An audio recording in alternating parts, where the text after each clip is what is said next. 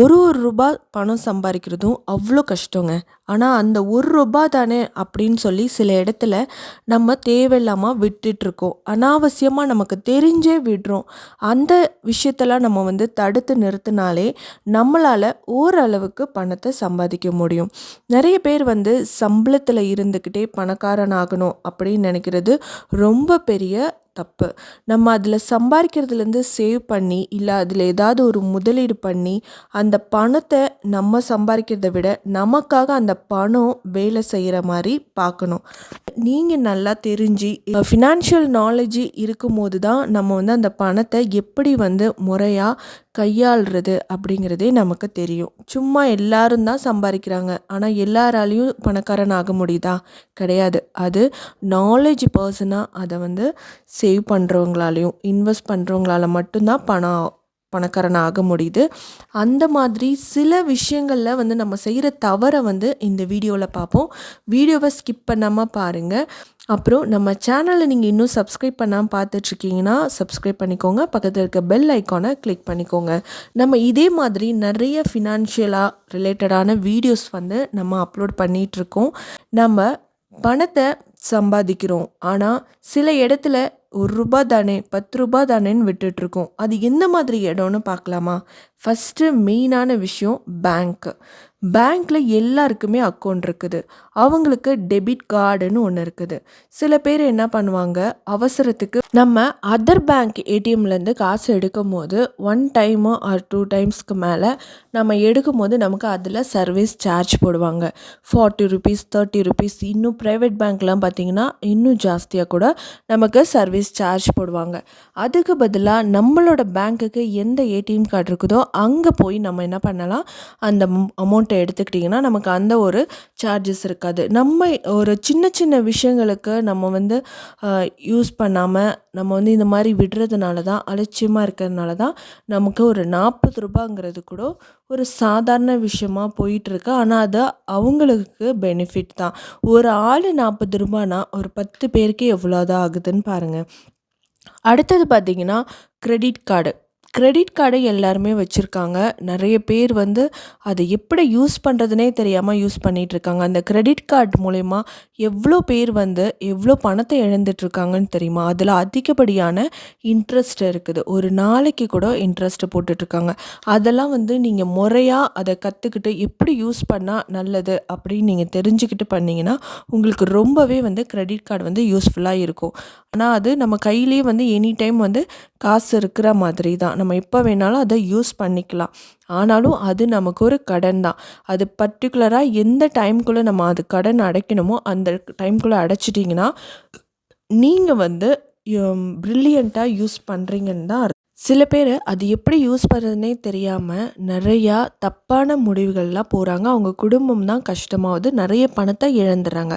அதனால் அந்த கிரெடிட் கார்டை முறையாக தெரிஞ்சுக்கிட்டு யூஸ் பண்ணுங்கள். தெரியலனா தெரிஞ்சவங்க கிட்ட அதை கேட்டுக்கோங்க. கேட்டுட்டு அதை யூஸ் பண்ணால் உங்களுக்கு ரொம்பவே நல்லதாக இருக்கும். நெக்ஸ்ட்டு பார்த்தீங்கன்னா லேட் பேமெண்ட்டு. இந்த லேட் பேமெண்ட்டுன்னு பார்த்தீங்கன்னா நீங்கள் இந்த லோனு இந்த மாதிரிலாம் எடுக்கும்போது நீங்கள் bike loan, car loan, home loan இந்த மாதிரி எடுக்கும்போது அவங்க ஒரு டைம் சொல்லிடுவாங்க. இந்த டைம்குள்ளே உங்கள் அக்கௌண்ட்லேருந்து காசு எடுப்போம் அப்படின்னு. இந்த டேட்டில் எடுப்போம் அப்படின்னு சொல்லும்போது அந்த 2 டேஸ்க்கு முன்னாடியே உங்களுக்கு அந்த மந்தில் கமிட்மெண்ட்ஸும் உங்களுக்கு தெரியும். அப்போ அந்த மந்தில் என்னென்ன அமௌண்ட் எடுப்பாங்க, அந்த அமௌண்ட்டில் நமக்கு அந்த பேங்க்கில் இருக்குதா அப்படின்னு நீங்கள் ஒன் டைம் செக் பண்ணிக்கலாம். சப்போஸ் சில டைம் உங்களுடைய பிஸி ஷெடியூலில் என்ன பண்ணுவீங்க, அதை மறந்துடுவீங்க. அந்த மாதிரி இருக்கிற டைமில் நீங்கள் அதை செக் பண்ணி கரெக்டாக ஓகே இதில் அமௌண்ட் இருக்குது அப்படின்னு சொல்லிட்டு நீங்கள் அடுத்தது மூவ் ஆன் பண்ணிடலாம். நீங்கள் அதில் அமௌண்ட்டு இருக்கிறத பார்க்காம மறந்துட்டிங்கன்னா அதுக்கு ஃபைன் போடுவாங்க. அதுக்கு 500, 1000 அந்த மாதிரி ஃபைன் போடும்போது அந்த மந்த்து உங்களுக்கு அந்த ஒரு 500 கூட உங்களுக்கு எவ்வளோ ஒரு பெரிய அமௌண்ட்டு தானே. அதனால அந்த மாதிரி விஷயத்தில் நீங்கள் பண்ணலாம். லேட் பேமெண்ட் பண்ணாமல் இதை தவிர்க்கலாம். இன்னொன்று லோனில் டேர்ம் அண்ட் கண்டிஷன்ஸ் இருக்குது. அதில் என்ன டேர்ம் அண்ட் கண்டிஷன்ஸுங்கிறத நீங்கள் கொஞ்சம் கிளியராக அதை என்ன பண்ணலாம், படித்து பார்க்கலாம். எனக்கு படிக்க தெரியல அப்படின்னா, படிக்கிறவங்க கிட்ட அத குடுத்து படித்து தெரிஞ்சுக்கலாம். ஏன்னா, எல்லா விஷயமும் வந்து அவங்க சொல்லுவாங்கன்னு தெரியாது. நம்ம அதில என்னென்ன விஷயங்கள் இருக்குது, அவங்களுக்கு எது வந்து பெனிஃபிட்டா இருக்கோ அத மட்டும் தான் சொல்லுவாங்க. சில விஷயங்கள் வந்து நம்ம லோன் ப்ராசஸ்ல போனதுக்கப்புறம் நம்ம கட்டாம இருக்கும்போது தான், "இதில நாங்க டெர்ம் அண்ட் கண்டிஷன்ல குடுத்துருந்தோமே, நீங்க படிச்சு பார்க்கல. அது உங்க தப்பு. இது இவ்வளோ பே பண்ணி தான் ஆகணும். நீங்க இவ்வளோ பேமெண்ட் பண்ணலன்னா, இவ்வளோ வருஷம் வந்து அதிகமாகும்." அப்படி இப்படின்னு ஏதாவது ஒன்று சொல்லிகிட்டே இருப்பாங்க. அந்த மாதிரி விஷயங்கள்லாம் தவிர்க்கணும்னா, இந்த மாதிரி நீங்கள் அத கிளியராக படிச்சுட்டு அப்புறமா உங்கள் சைனை போடுங்க. சில பேர் இங்கே சைன் போடணும்னு மார்க் பண்ணி கொடுத்தா, நம்ம வாங்குற அந்த லோன் கிடைக்கணுங்கிற அந்த ஒரு ஆர்வத்தில் என்ன பண்ணிடுறோம், நம்ம வந்து சைன் போட்டுறோம் அவசரமாக. அதை வந்து கொஞ்சம் இது பண்ணிக்கோங்க. அடுத்தது வந்து நம்ம இங்கே வெளியிலலாம் போகிறோம். இந்த இடத்துலேருந்து போகும்போது கண்டிப்பாக போலீஸ் இருப்பாங்க, சிக்னல் இருக்குங்கும்போது நமக்கு தெரிஞ்சு எதுக்கு நம்ம அது ஹெல்மெட் போடாமல் போகணும், சீட் பெல்ட் போடாமல் இருக்கணும், ப்ராப்பர் டாக்குமெண்ட் எடுக்காமல் எதுக்கு போகணும். அந்த மாதிரி போகும்போது அவங்க என்ன பண்ணுவாங்க, ₹500 1000 ஃபைன் போடுவாங்க.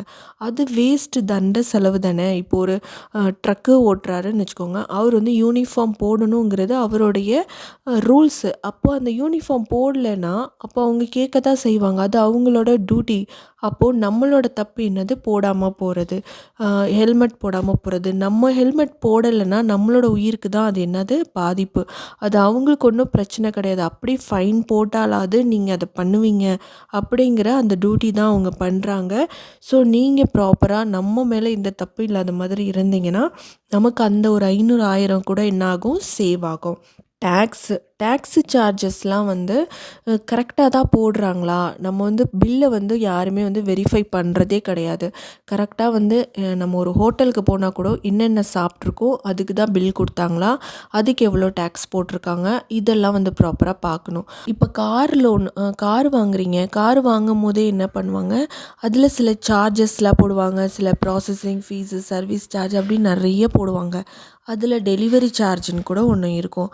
நான் ஒரு வீடியோவில் பார்த்த வரைக்கும் டெலிவரி சார்ஜுங்கிறது இந்த காருக்கு இதுக்கெல்லாம் பைக்கெலாம் கிடையாது அப்படின்னு. ஏன்னா அது அவங்க வந்து மேனுஃபேக்சரர்லேருந்து இவங்களோட ஷோரூமுக்கு டெலிவரி பண்ணுறது அவங்க தான் அதோடைய சார்ஜஸ் கொடுக்கணும். ஸோ அதை வந்து நம்ம தலையில் சில பேர் கட்டுறதுக்கு பார்ப்பாங்க. அந்த 1000 500 2000ங்கிறது கூட நம்ம தலையில் கட்ட பார்ப்பாங்க. அதெல்லாம் நம்ம கொடுக்க வேண்டிய அவசியமே கிடையாது. அதெல்லாம் ப்ராப்பராக தெரிஞ்சுக்கிட்டு அதுக்கப்புறம் நீங்கள் அதிலெல்லாம் போட்டிருக்காங்களாங்கிறத நீங்கள் கிளியராக பார்த்துக்கோங்க.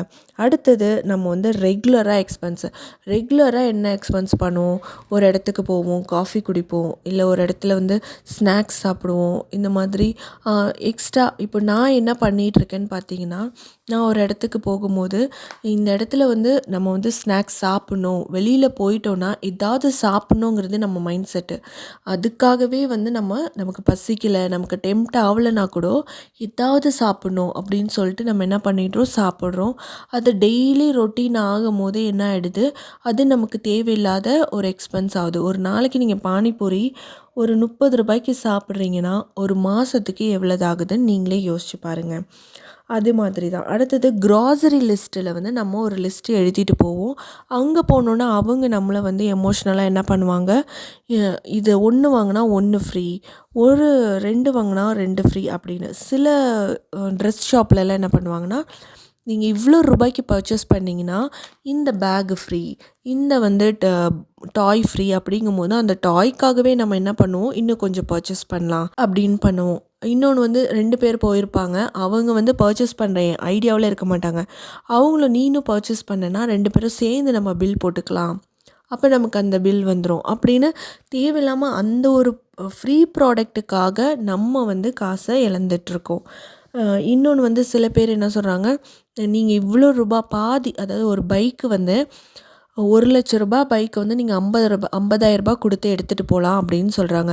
ஒரு ஃப்ரீயோ ஒரு ஆஃபரோ கொடுக்குறாங்க, ஒரு 90% ஆஃபர் கொடுக்குறாங்கன்னா அதை நமக்கு அந்த பொருள் வந்து குவாலிட்டியாக இருக்குமா, அதில் ஏதாவது ப்ராப்ளம் இருக்காங்கிறத யாரும் திங்க் பண்ணுறது கிடையாது. அதை யோசிச்சு, நமக்கு ஆஃபருங்கிறது தான் நமக்கு பெரிய விஷயமா தெரியுது. அதனால் அதை யோசித்து திங்க் பண்ணி நீங்கள் அதை வாங்க ஸ்டார்ட் பண்ணுங்கள். இந்த மாதிரி விஷயத்த நீங்கள் அவாய்ட் பண்ணுங்கள்.